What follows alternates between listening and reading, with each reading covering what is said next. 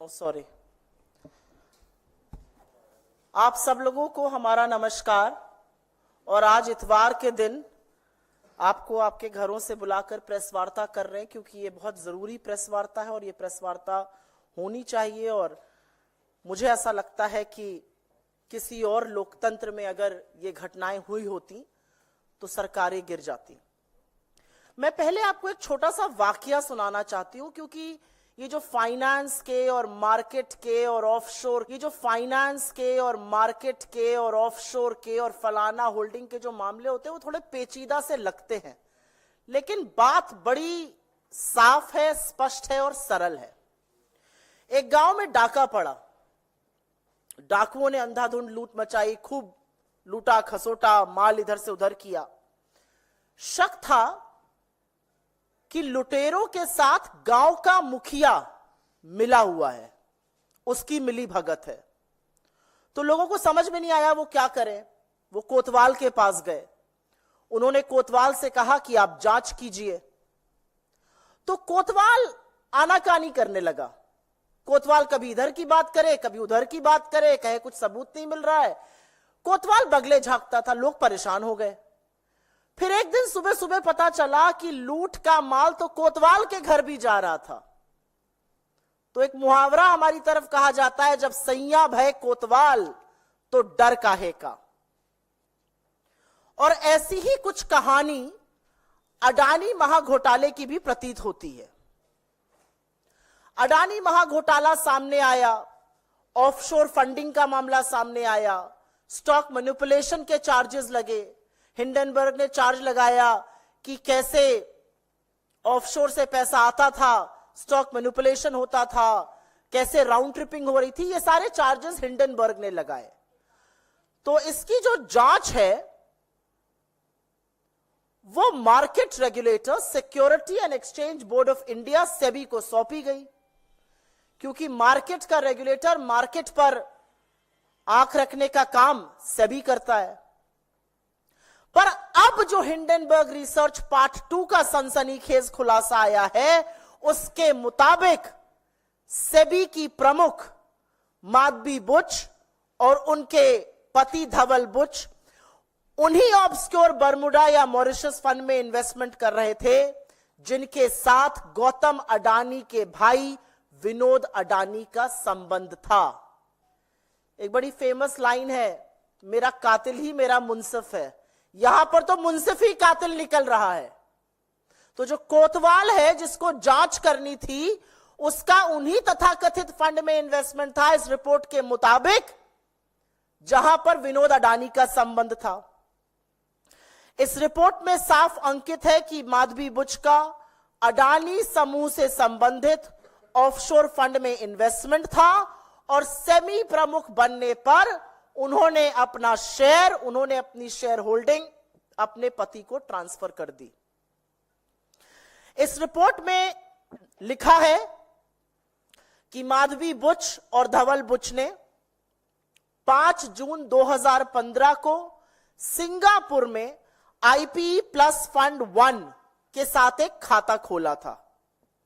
यह IPE plus fund 1 Adani समूह के एक डायरेक्टर ने आईआईएफएल के माध्यम से खोला था। तो बुच दंपति ने खाता खोला सिंगापुर के एक आईपीई प्लस फंड में, जिसका स्थापना अडानी समूह के एक डायरेक्टर ने आईआईएफएल के माध्यम से की। अब यही रिपोर्ट आगे बताती है कि आईआईएफएल ने अपनी एक घोषणा, और ये सारे दस्तावेजों के साथ है, ये सारे दस्तावेज आपके पास ऑलरेडी हैं, चाहिए होंगे तो हम साझा कर देंगे। अब यही रिपोर्ट आगे बताती है कि आईआईएफएल ने अपनी एक घोषणा में बुच दंपति के इन्वेस्टमेंट सोर्स को सैलरी बताया और कुल संपत्ति करीब $10 मिलियन की आंकी गई। 2 तथ्य और बताकर हम इस पर जो राजनीतिक सवाल हैं, जो प्रोबिटी के क्वेश्चंस हैं, जो कॉन्फ्लिक्ट ऑफ इंटरेस्ट के क्वेश्चंस हैं, उस पर जरूर जाएंगे। 2 तथ्य और जानने जरूरी हैं, क्योंकि हिंडनबर्ग रिसर्च की रिपोर्ट में सेबी चेयरपर्सन माधवी बुच के अलावा 2 और एंटिटीज का प्रमुखता से जिक्र है। एक है अगोरा और दूसरा ब्लैकस्टोन। ये दोनों अहम किरदार हैं, नाम याद रखिएगा, अगोरा एंड ब्लैकस्टोन। इस रिपोर्ट के अनुसार अप्रैल 2017 से लेकर मार्च 2022 सेबी प्रमुख बनने के टाइम तक माधवी बुश तब सेबी में होल टाइम मेंबर थी और उनके पास तब एक ऑफशोर सिंगापुरी कंसल्टिंग फर्म में 100% हिस्सेदारी थी। इस कंसल्टिंग फर्म का नाम अगोरा पार्टनर्स है। नाम याद रखिएगा, सिंगापुर बेस्ड कंसल्टिंग फर्म अगोरा पार्टनर्स, जिसका स्वामित्व माधवी बुश जी के पास था जब वो होल टाइम सेबी मेंबर थी, सेबी चेयरपर्सन बनने से पहले। जैसा कि मैंने आपको पहले बताया था, मार्च 2022 में सेबी चेयरपर्सन बनने पर उन्होंने अपनी शेयरधारिता अपने पति को ट्रांसफर कर दी। ये अगोरा की बात कर रही हूं मैं। रिपोर्ट आगे बताती है कि अगोरा पार्टनर्स जो है वो 2013 में सिंगापुर में रजिस्टर हुआ था और आज भी सेबी की चेयरपर्सन माधवी बुश जी वर्तमान में अगोरा एडवाइजर नाम की कंपनी में 99% की हिस्सेदार हैं। उनके पति इस कंपनी के डायरेक्टर हैं। कंसल्टिंग फर्म में वो 100% स्वामित्व था, उन्होंने अपने पति को ट्रांसफर कर दिया था। एडवाइजरी जो अगोरा एडवाइजरी के नाम से है उसमें 99% की हिस्सेदार है। यहां पर एक आंकड़ा बता रही हूं और यह जानना जरूरी है। हिंडनबर्ग रिसर्च की रिपोर्ट के मुताबिक 2022 में अगोरा ने $2,61,000 का रेवेन्यू कमाया था। यह उनकी कमाई थी, जो माधवी बुश जी जो सेबी की प्रमुख हैं उनके वेतन का करीब 4.5 गुना है। अगोरा की बात हो गई। अगोरा एक कंसल्टिंग फर्म था, वो कंसल्टिंग का बिजनेस करते हैं, उसमें माधवीपुरी बुश जी का स्वामित्व था। पति को ट्रांसफर हुआ, 4.5 गुना उनका रेवेन्यू $2,61,000 सिर्फ 2022 तक था। अब दूसरे अहम किरदार की बात कर लेते हैं और वो है ब्लैकस्टोन। एक रीट्स नाम की चीज होती है जो इन्वेस्टमेंट का प्लेटफॉर्म है। एक जैसे म्यूचुअल फंड होता है, पोर्टफोलियो मैनेजमेंट सर्विस होता है, वैसे ही एक रीट्स है, रियल एस्टेट इन्वेस्टमेंट ट्रस्ट। इसकी बहुत पैरवी आजकल सेबी करता है। माधवीपुरी बुश जी ने तो सार्वजनिक रूप से इसको अपना फेवरेट इन्वेस्टमेंट इंस्ट्रूमेंट भी बताया है, इन्वेस्टमेंट ऑफ द फ्यूचर भी बताया है। हिंडनबर्ग रिपोर्ट के मुताबिक सेबी चीफ पर उन्होंने ब्लैकस्टोन जैसी कंपनियों को रेगुलेटरी मतलब नियम कानून बनाकर फेवर देने के आरोप लगाए हैं। उनका कहना है कि सेबी चेयरपर्सन रहते हुए माधवीपुरी बुश जी के पति धवल बुश ब्लैकस्टोन के सीनियर एडवाइजर बन गए, वरिष्ठ सलाहकार वो नियुक्त हो गए ब्लैकस्टोन के, और ब्लैकस्टोन रीट्स का एक बड़ा प्लेयर है इंडिया में। एक बात यह भी बता दूं कि इनके पति इससे पहले रियल एस्टेट में कभी इन्वॉल्व नहीं थे, कैपिटल मार्केट्स में उनका इन्वॉल्वमेंट बहुत सीमित था।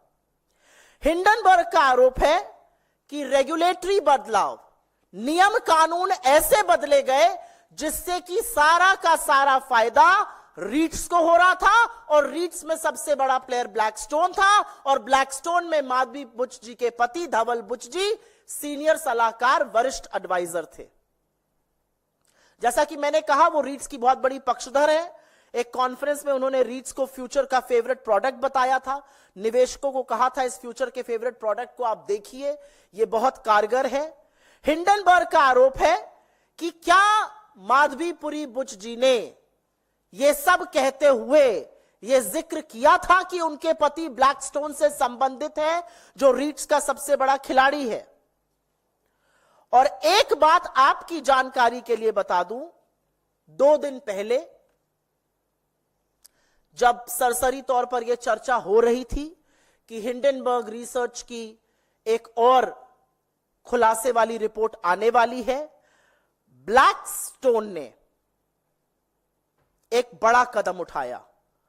उन्होंने नेक्सस सिलेक्ट ट्रस्ट में 33 करोड़ यूनिट 4,550 करोड़ में बेचती है। आपदा से पहले ही यहां फायदा बनाया जा रहा था, सवाल यह भी उठेगा। तो अब एक स्वतः सवाल उठता है कि क्या अडानी महाघोटाले की जांच इसलिए नहीं हो रही थी क्योंकि जिसको जांच करनी थी इस रिपोर्ट के अनुसार, इस रिपोर्ट के मुताबिक वो कहीं ना कहीं उसमें संलग्न थी। उच्चतम न्यायालय बार बार निवेश की जानकारी मांगता था, सेबी बार बार इधर उधर बगले झांकता था। सेबी ने तो यह तक कह दिया था we have drawn a blank, हमें कुछ मिल ही नहीं रहा है। ये मिनिमम लेवल पर, at the absolute minimum level, ये पारदर्शिता के तार तार करता है। And at the absolute maximum level ये संभवतः सबसे बड़ी क्रिमिनल कंस्पिरेसी है। एक महाघोटाले की जांच करने वाले संलग्न, और खैर उनकी नियुक्ति करने वालों की अभी हम बात करते हैं। एक बात और साफ है कि इस पूरे खुलासे ने सेबी चीफ, इस देश की सरकार और इस देश के प्रधानमंत्री नरेंद्र मोदी की इंटेग्रिटी को तार तार करके रख दिया है। उनकी कोई इंटेग्रिटी नहीं बची है। उनकी साख, उनकी प्रतिष्ठा, उनकी कर्तव्यनिष्ठा पर जबरदस्त सवाल है। वो कटघरे के घेरे में आज खड़े हुए हैं और यह पूरा समझ में आता है कि परम मित्र को बचाने के लिए बड़ी साजिश रची गई है। यहां दाल में काला नहीं है, यहां पूरी की पूरी दाल ही काली है। और इससे पहले की बीजेपी, और वो कर रही है, नाम अडानी का आ रहा है, नाम सेबी का आ रहा है, नाम माधवी बुच का आ रहा है, नाम ब्लैकस्टोन का आ रहा है। बीजेपी को क्या तकलीफ है? वो काहे दंगल में, अखाड़े में उतरकर बचाव पे आ गए? ये कौन सा तिनका है? क्योंकि दाढ़ी में तिनका तो है और उसका खुलासा भी हम करेंगे। तो इससे पहले कि बीजेपी कहे कि हिंडनबर्ग रिसर्च जो है वो देश विरोधी है, वो अंतरराष्ट्रीय साजिश रच रही है देश के खिलाफ, यहां पर बताना जरूरी है कि लोकतंत्र में सरकार को जवाबदेह बनाने के लिए, ईमानदार बनाने के लिए और सुनिश्चित करने के लिए कि देश के कानून का पालन हो, इसके लिए विपक्ष प्रतिबद्ध है। पिछले 10 सालों में इस देश के कानून अप्रत्याशित तरीके से देश के दलितों पर, आदिवासियों पर, पिछड़ों पर, माइनॉरिटीज पर, ऑपोजिशन पर लगे हैं, लेकिन धन्ना सेठों पर, रसूख वाले लोगों पर, सत्ताधीशों पर इन कानून का कोई इंपैक्ट नहीं है, कोई इफेक्ट नहीं है। और इसलिए कुछ बहुत जरूरी सवाल है। सवाल सबसे पहले सेबी चीफ माधवी बुच जी से है। पहला सवाल यह है कि क्या आपने 2015 में ग्लोबल डेवलपमेंट अपॉर्चुनिटी फंड का हिस्सा बनकर IPE प्लस फंड 1 में निवेश किया था, जो गौतम अडानी के भाई विनोद अडानी से भी संबंधित है? दूसरा सवाल, जब आप सेबी की पूर्णकालिक सदस्य थी तो क्या आपने IPE प्लस में अपने निवेश को, अपनी शेयर होल्डिंग को सेबी के सामने उसका खुलासा किया था, उसका डिस्क्लोजर किया था या नहीं किया था? क्या आप यह बता पाएंगी कि अडानी एंटरप्राइजेज और उनके पूर्व निर्देशक Anil Ahuja IPE plus fund से किस तरह से संबंधित थे? उन्होंने IIFL के साथ इस फंड की स्थापना कैसे की थी? क्या आप यह बता पाएंगी कि जब आप सेबी की पूर्णकालिक निदेशक थीं तो क्या आपने सिंगापुर में एगोरा पार्टनर्स या भारत में एगोरा पार्टनर्स में हिस्सेदारी, शेयर आपके थे या नहीं थे? क्या आपने इसका डिस्क्लोजर सेबी को किया था? क्या आपने इस शेयर होल्डिंग के माध्यम से पैसा कमाया है? क्या आपकी रेवेन्यू स्ट्रीम आई है? किन संस्थाओं ने इस कंसल्टिंग फर्म एगोरा को बिजनेस दिया? क्या आप ये बता सकती हैं? क्योंकि एक वक्त में आपके पास पूरा इसका स्वामित्व था रिपोर्ट के अनुसार। क्या आपने 2022 में एगोरा में अपना स्वामित्व, अपनी शेयर होल्डिंग अपने पति को ट्रांसफर की थी, जैसा कि यह रिपोर्ट कह रही है? वो कौन सी संस्थाएं हैं जो आज भी एगोरा को कंसल्टिंग फर्म, कंसल्टिंग का बिजनेस दे रही हैं? वो भारत की कौन सी कंपनीज हैं? क्योंकि सेबी चीफ रहते हुए यह डिस्क्लोजर करना भी जरूरी है। क्या आपने सेबी को सूचित किया था कि आपके पति ब्लैकस्टोन से अब संबंधित है, जो रीट्स में एक बहुत बड़ा खिलाड़ी है? आपने या सेबी के किसी समूह ने या सेबी की किसी मीटिंग ने ब्लैकस्टोन से अकेले, अडानी ग्रुप से अकेले या किसी ऐसी कंपनीज के साथ मीटिंग की है जिनका ब्लैकस्टोन और अडानी से लेना देना है? सुप्रीम कोर्ट को सेबी ने कहा हमारे हाथ कुछ नहीं लगा, वी ड्रू अ ब्लैंक। क्या आपने कोर्ट द्वारा स्थापित समिति और इस देश के सर्वोच्च कोर्ट को यह बताया था कि जिन फंडों की जांच आपको सौंपी गई है उनमें से कुछ तथाकथित तौर पर इस रिपोर्ट के मुताबिक वो फंड थे जिनमें आपकी हिस्सेदारी, आपकी शेयर होल्डिंग थी? क्या आपने इसका खुलासा सुप्रीम कोर्ट गठित समिति या खुद सुप्रीम कोर्ट के सामने किया था?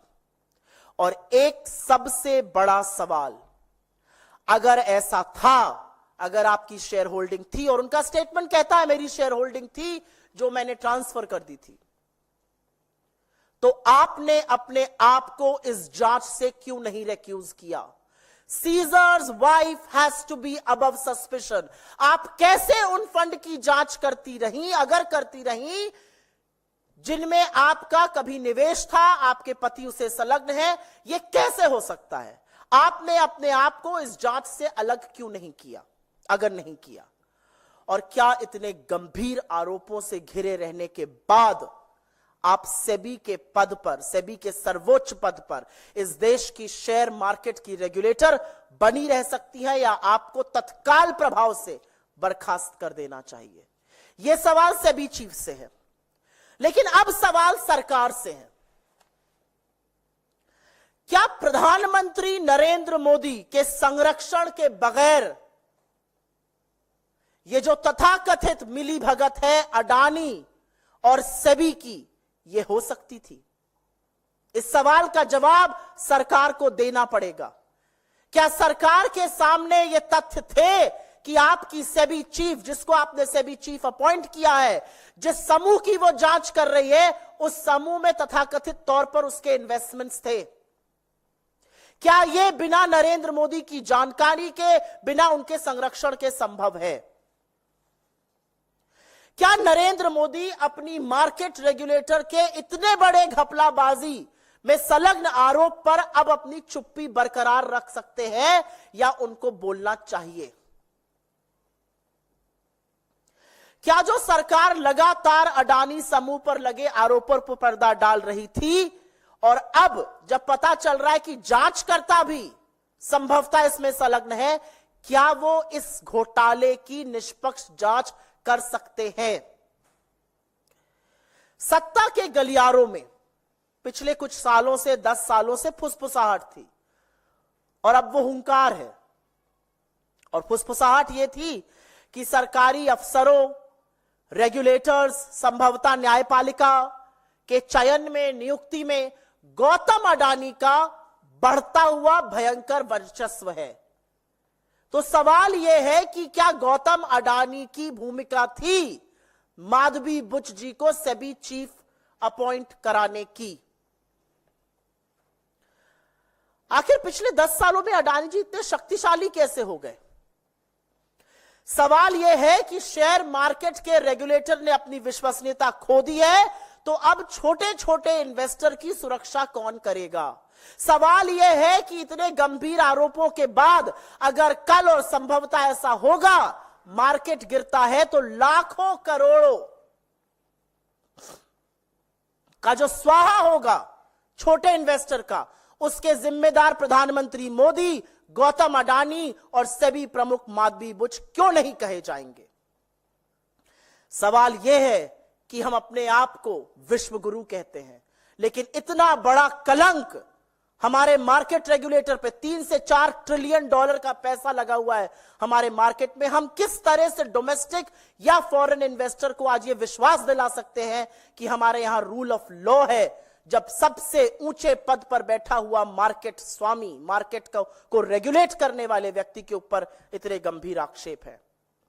एक बहुत बड़ा सवाल, यह पूरा मामला सुप्रीम कोर्ट पहुंचा था। सुप्रीम कोर्ट ने समिति गठित करी थी, उस समिति ने जांच करी थी। आज सवाल यह है कि क्या उस समिति के सामने, क्या उच्चतम न्यायालय के सामने, the highest constitutional court of the country, Hindenburg research में जो चौंकाने वाले आक्षेप, जो चौंकाने वाले तथ्य, जो चौंकाने वाले आरोप, जो गंभीर आरोप सामने आए हैं, जो कॉन्फ्लिक्ट ऑफ इंटरेस्ट सामने आया है, जो शेयरों का स्वामित्व सामने आया है, क्या इसके बारे में सुप्रीम कोर्ट को अवगत कराया गया था या सुप्रीम कोर्ट को भी बाकी देश की तरह अंधेरे में रखा गया? असलियत यह है कि यह हमारे संस्थानों की विश्वसनीयता पर बहुत बड़ा सवाल उठाता है, और असलियत यह भी है कि इतने गंभीर आक्षेप लगने के बाद हम उच्चतम न्यायालय से, the highest court in the country, the highest constitutional court in the country से अपील करते हैं कि वो स्वतः संज्ञान लें, इस मामले की जांच करें, क्योंकि ये भारत की फाइनेंशियल व्यवस्था पर सवाल खड़े कर रहा है। असलियत यह है कि इस महाघोटाले की जांच सिर्फ और सिर्फ जेपीसी से हो सकती है, जिसका गठन नरेंद्र मोदी करने से डरते हैं। लेकिन कब तक डरिएगा आप और कब तक बचाइएगा अडानी को, क्योंकि महाघोटाला इतना बड़ा है, उसके डंक इतनी दूर दूर तक फैले हुए हैं कि अंततोगत्वा एक ना एक दिन आप लोग पकड़े जाएंगे। लेकिन तत्काल प्रभाव से सेबी चीफ को उनके पद से हटाना पड़ेगा, अन्यथा सरकार की विश्वसनीयता, मार्केट की विश्वसनीयता, मार्केट रेगुलेटर की विश्वसनीयता पर बहुत बड़ा सवाल है। और सबसे बड़ा कहर छोटे छोटे जो निवेशक हैं वो उन पर बरपेगा जब इसका नेगेटिव प्रभाव हमारे मार्केट पे पड़ेगा। आई थिंक मैंने मोटे तौर पर हिंदी में जो बोलना था बोल दिया है, बट मैं अंग्रेजी में सिर्फ 2 मिनट में थोड़ी सी बातें कहना चाहती हूं। There are absolutely serious allegations that have been raised in the Hindenburg Research report on the role of the market regulator, on the shareholding of Madhvi Buch and her husband, on how allegedly she was investing in funds which were connected, offshore funds which were connected to Gautam Adani's brother Vinod Adani. There is an entire series of events that the Hindenburg Research outlines. One Agora consulting firm has come to fore, how she owned that firm, that got a lot of business in India, how she, when she became a SEBI chief, she transferred the ownership to her husband. Blackstone, where her husband is a senior advisor, it's a big player in REITs. She talks about REITs. So the conflict of interest from her investment in offshore funds, according to the report, her consulting firm Agora, according to the report Blackstone, the conflict of interest is so huge and so glaring that nobody can turn a blind eye anymore. And which is why questions will be raised on should Madhvi Puri Buch continue as India's market regulator. In one stroke, this research report completely undermines the credibility of the regulator. It tears to pieces the integrity of India's Prime Minister. It tears to pieces how Caesar's wife should be above suspicion. There are various questions that we have of India's regulator. There are also various questions that we have of the government. Did she invest in the IPE Plus Fund 1 in 2015, a fund that was connected to Vinod Adani? When did she cease to have a stake there? When did she transfer her stake to her husband? When she was a whole-time director in SEBI, did she make the disclosures about the funds that she was holding? Did she make the disclosures about Agora Consulting? Who are the companies that continue to give business to Agora Consulting? Which entities continue to give business even now?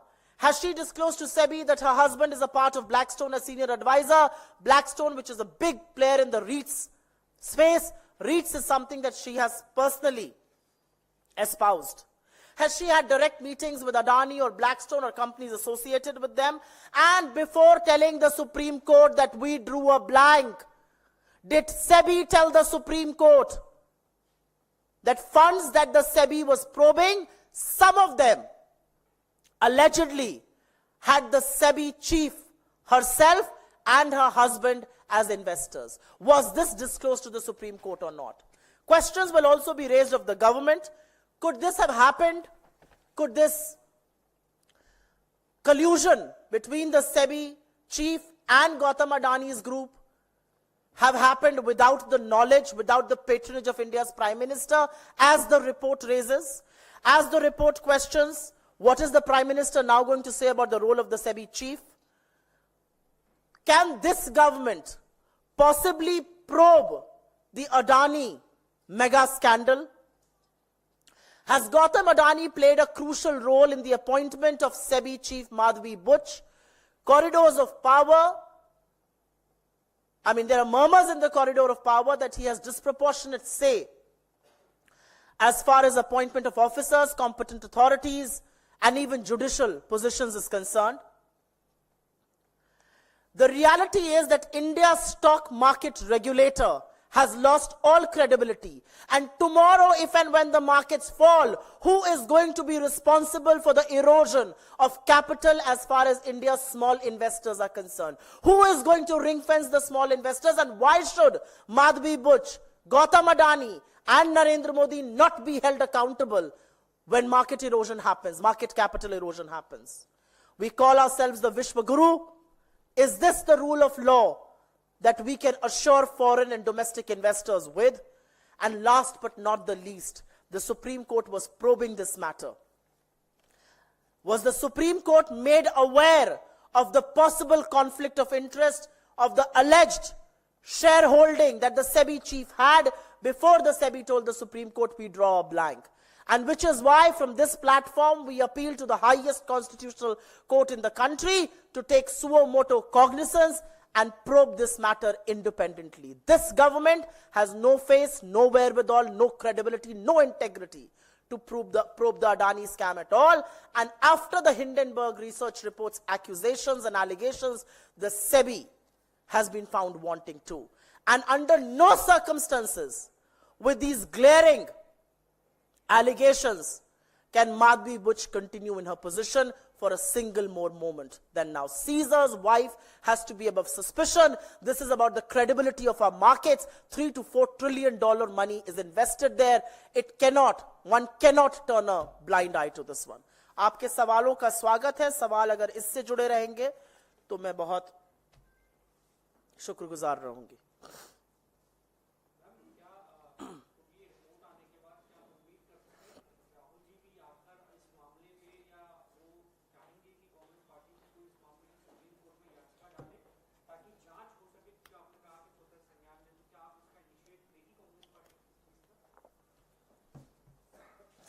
Rahul ji एक अकेले व्यक्ति हैं जिन्होंने लगातार अडानी महाघोटाले पर सवाल उठाए हैं, विपक्ष ने भी उठाए हैं, और उन्होंने लगातार सवाल पूछा है ये 20,000 करोड़ रुपए किसके हैं और अडानी और मोदी का रिश्ता क्या कहलाता है. और उन्हीं सवालों में आपके सवाल का जवाब छुपा है जो राहुल जी के सवाल है. राहुल जी का सवाल है अडानी मोदी का रिश्ता क्या है, और बिना वो रिश्ता प्रगाढ़ हुए ऐसा हो नहीं सकता कि अगर हिंडनबर्ग रिसर्च रिपोर्ट के जो एक्यूजेशंस हैं, जो आक्षेप है कि सेबी की प्रमुख का इतना बड़ा कॉन्फ्लिक्ट ऑफ इंटरेस्ट था, जिन फंड की वो जांच कर रही थी, जिस अडानी की वो जांच कर रही थी, एलिगेशन है रिपोर्ट के मुताबिक वो उन्हीं फंड में इन्वेस्टेड थी. इतना बड़ा कॉन्फ्लिक्ट ऑफ इंटरेस्ट शायद इससे पहले कभी नहीं था.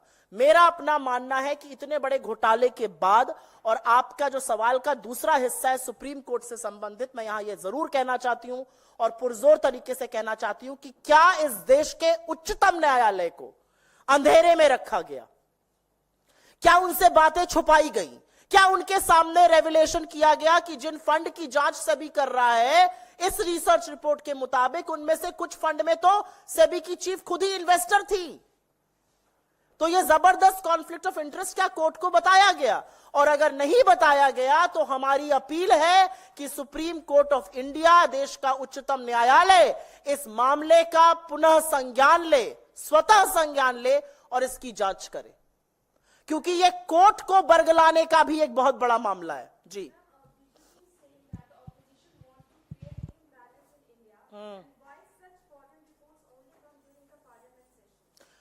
I can ask a counter question. Was the parliament session curtailed because you knew this report was coming? Why should you ask me the question that the BJP is asking? I'm asking a counter question. क्या parliament session को cartel किया गया क्योंकि उनको पता था कि यह सनसनीखेज खुलासा होने वाला है? और मैंने तो पहले ही कह दिया था, इससे पहले कि बीजेपी के लोग, बददिमाग प्रवक्ता, ट्रोल आर्मी, सरकार के ट्रोल मंत्री ये कहे कि हिंडनबर्ग जो है वो देश के खिलाफ साजिश रच रहा है, सवालों का जवाब दे दीजिए ना। इतने बड़े सनसनीखेज खुलासे आपके रेगुलेटर पे लगे हैं। आज भारत के फाइनेंशियल मार्केट की साख दांव पर है और आप ये बोल रहे हैं खुलासे पर। हम बोल क्यों रहे हैं? क्योंकि विपक्ष का काम है आपको ईमानदार और जवाबदेह बनाए रखना। विपक्ष का काम है छोटे छोटे जो इन्वेस्टर हैं उनकी सुरक्षा करना।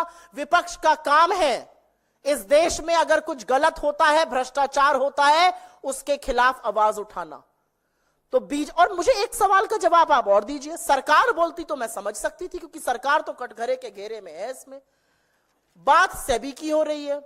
हिंडनबर्ग रिपोर्ट ने अडानी की बात करी है, ऑफशोर फंड की बात करी है, अगोरा की करी है, ब्लैकस्टोन की करी है, माधवी बुच की करी है। बीजेपी को क्या दिक्कत है? बीजेपी क्यों कूद पड़ी है अखाड़े में इनको बचाने के लिए? उनकी कौन सी दुखती रग है जो दब जाती है? हर बार अडानी का नाम लिया जाता है। अडानी का नाम लो और पूरी भाजपा उछलने लगती है। यह संसद में भी होता है, यह सड़क में भी होता है, यह रिपोर्ट आ जाए, न्यूज़पेपर में आ जाए, मतलब ऐसी रग दबती है, अडानी का नाम लेते ही 10-10 फीट उछलने लगते हैं सब लोग। क्यों ऐसा होता है भाई? जांच करिए ना। सुप्रिया जी, एक सवाल यह है कि इस आरोप के बाद अडानी की ओर से भी बयान आया है, अडानी ग्रुप ऑफ कंपनीज की ओर से। उन्होंने ये कहा है कि ये दुर्भाग्यपूर्ण है, इसमें कोई सच्चाई नहीं है। क्या जवाब देंगे उनको आप? तो आप क्या एक्सपेक्ट कर रहे थे वो क्या कहेंगे? यही कहेंगे सच्चाई नहीं है। हिंडनबर्ग रिसर्च की जो रिपोर्ट है, मैंने जो भी बोला है वो हिंडनबर्ग रिसर्च की रिपोर्ट को कोट किया है। हम ये प्रेस कॉन्फ्रेंस सुबह 10 बजे भी कर सकते थे, हम कल शाम को भी कर सकते थे, लेकिन हमने वक्त लिया, हमने उनके डॉक्यूमेंट्स देखे और बहुत डिटेल में जाकर उन्होंने ये रिपोर्ट प्लान करी है। माधवी पुच जी ने भले ना बताया हो कि उनके पति ब्लैकस्टोन में सीनियर एडवाइजर है, लेकिन लिंक्डइन पर है और उन्होंने हर चीज खंगाली है, हर चीज की तफ्तीश करी और वहां से बनाई है। तो मेरा अपना मानना है कि अगर ऐसा है तो सू करिए ना हिंडनबर्ग को, लड़िए उनके खिलाफ केस, बताइएगा उच्चतम न्यायालय को कि क्या यह आरोप गलत है या सही है। वो तो कहेंगे ही ये गलत है, वो थोड़ी कहेंगे हाँ बिल्कुल आरोप सही है और हम महाघोटाले के अहम किरदार हैं, उसमें सेबी के साथ हमारी मिली भगत है और ये सारी चीजें प्रधानमंत्री मोदी की आंखों के नीचे, उनकी देखरेख में, उनके संरक्षण में हो रही है। ये तो नहीं कहेंगे वो। मैम, माधवी की ओर से जो स्टेटमेंट आया है जी, उन्होंने उसमें कहा है कि हिंडनबर्ग रिसर्च के अगेंस्ट सेबी ने जो एनफोर्समेंट एक्शन लिया और उनको एक शो कॉज नोटिस दिया, उसके चलते ये सिर्फ एक अटेम्प्ट है उनका कैरेक्टर असैसिनेशन का। इस पर क्या कहना है आपका? माधवी बुच जी सेबी की रेगुलेटर हैं। एज रेगुलेटर आपके ऊपर, चाहे वो हिंडनबर्ग हो या चाहे कोई और हो, किसी ने बहुत गंभीर आरोप लगाए हैं, तो आप विक्टिम कार्ड बिल्कुल मत प्ले करिए। आप सिर्फ एक सवाल का जवाब दीजिए। वो ये तो मान रही हैं अपने स्टेटमेंट में कि उनकी शेयर होल्डिंग थी और उन्होंने ट्रांसफर कर दी थी। क्या आपने इसका डिस्क्लोजर सेबी को और क्या आपने इसका डिस्क्लोजर जांच करते वक्त उच्चतम न्यायालय के सामने दिया था या नहीं दिया था। दूध का दूध और पानी का पानी होगा यहां पे। आप रीट्स के बारे में बड़ी बड़ी कॉन्फ्रेंस में जाती थी, क्या आप वहां जाके बताती थी कि आपके हस्बैंड ब्लैकस्टोन के हिस्से ब्लैकस्टोन से संलग्न है, जो रीट्स की सबसे बड़ी प्लेयर है? आप बताइए अगोरा से आपका क्या संबंध है? आप बताइए आपने कब शेयर ट्रांसफर किए? आप बताइए कि क्या आपका आईएएस आईपीई प्लस फंड में इन्वेस्टमेंट था कि नहीं था? जब आरोप लगता है तो यह कह देना क्योंकि हम जांच करते। चलिए मान लेते हैं आप जांच कर रही थी, आपके ऊपर आरोप लग गया। क्या आपने, जब आप मान रही हैं कि आपके पास शेयर थे, क्या आपने इस बात का खुलासा उच्चतम न्यायालय के सामने किया या नहीं किया? आपने अपने आप को रिक्यूज क्यों नहीं किया? आपने क्यों नहीं यह कहा कि क्योंकि मेरी शेयर होल्डिंग थी इस ग्रुप में या इस ग्रुप से संबंधित किसी चीज में जो कि रिपोर्ट कहती है, मैं जांच नहीं करूंगी। Should Caesar's wife be above suspicion or not? Should India's market regulator be above board, above suspicion or not is the question. सवाल इस बात का है। एक बात का जवाब दीजिए, क्या आपने इस देश के उच्चतम न्यायालय को बताया था कि आपकी यह शेयर होल्डिंग थी या नहीं थी? और क्या आपका फिर इस जांच में बने रहना सही था या नहीं था? जी सुप्रिया जी, आपने एक निष्पक्ष जांच की भी बात कही है, तो जो हिडनबर्ग की जो ताजा रिपोर्ट है, इसमें माधवी बुच के अलावा सरकार या बीजेपी की मिलीभगत की भी बात कही गई है? सरकार की मिलीभगत की बात का सवाल इसलिए उठता है, सरकार एक मार्केट रेगुलेटर अपॉइंट करती है, आप तमाम बैकग्राउंड चेक्स करते हैं, आप तमाम डिस्क्लोजर्स देखते हैं। सरकार के सामने एक सवाल आया कि आप अडानी महाघोटाले की जांच कराइए, तो मोदी जी खुद तो करेंगे नहीं, मार्केट रेगुलेटर जो अपॉइंट किया गया सरकार द्वारा, इंडिपेंडेंट रेगुलेटर है, वो करेगा। अब पता चल रहा है कि इंडिपेंडेंट रेगुलेटर इस रिपोर्ट के मुताबिक उनका कुछ संलग्न है, उनकी कुछ शेयर होल्डिंग में इधर उधर जवाबदेही है। तो सवाल इस बात का है कि क्या वो सरकार जो अडानी समूह की जांच नहीं कराना चाहती है, क्या वो सरकार जो डीआरआई के हाथ बांध देती है ओवर इनवॉइसिंग पे जांच मत करो अडानी की, क्या वो जांच कर सकती है? और मुझे ऐसा लगता है कि किसी भी चीज में दूध का दूध और पानी का पानी होना चाहिए। जेपीसी गठित करिए और इस जेपीसी से कहिए वो जांच करे, उसमें हर दल के लोग रहेंगे, हर दल के लोग प्रमुखता से बात उठाएंगे, खरे सवाल पूछेंगे। क्यों डरती है सरकार? इस देश में क्या पहले कभी जेपीसी गठित नहीं हुई है? हुई है गठित, लेकिन अडानी जी का नाम सुनते ही आपने सदन में कार्रवाई देखी, किसी का नाम ले लो, अरे मोदी जी का भी नाम ले लो तो शांति से बैठे रहते हैं, अडानी का नाम लेते ही स्प्रिंग लग जाती है, उछल कूद, हर मंत्री उछलने लगता है। भाई क्यों? ऐसी कौन सी दुखती रग है आपकी जो दब जाती है नस? इसीलिए अडानी महाघोटाले की जांच सुप्रीम कोर्ट अपने तत्वावधान में या तो कराए या इस पर जेपीसी गठित हो। लेकिन यह बहुत बड़ा मामला है कि सुप्रीम कोर्ट ने एक जांच समिति गठित करी थी, क्या उसको अंधेरे में रखा गया या उसको सारे सच से अवगत कराया गया? आज इस बात पर भी सवाल है। नहीं, इस पे और कोई सवाल है क्या? सुप्रीम कोर्ट को इसका with no delay, the Supreme Court has to take suo motu cognizance, because the Supreme Court was probing this matter, it was being probed, it had set up a committee, the SEBI was a participant in this. SEBI told the Supreme Court, we have drawn a blank, while telling that, according to this research report, the SEBI chief had conflict of interest, which she has accepted that yes, I had shareholding, which I had transferred, which I had gotten rid of. Did she make that disclosure to SEBI and did she make that disclosure to the Supreme Court of India? ये तो मतलब दूध का दूध और पानी के पानी की बात है। जी, इस पर और कोई सवाल? हाँ बताइए। मैं वैसे इसी पर रखना चाह रही थी। बांग्लादेश से जुड़ा हुआ है, वहां की सेना ने मैं चाहती हूं कि आप प्रेस कॉन्फ्रेंस आज इसी पे रखिए, ये बहुत बड़ा मुद्दा है, एक विशेष प्रेस कॉन्फ्रेंस कर रहे हैं, आपको घरों से हमने संडे को बुलाया है, तो इससे हम इधर उधर ना हो तो वो अच्छा रहेगा। बहुत शुक्रिया आपका।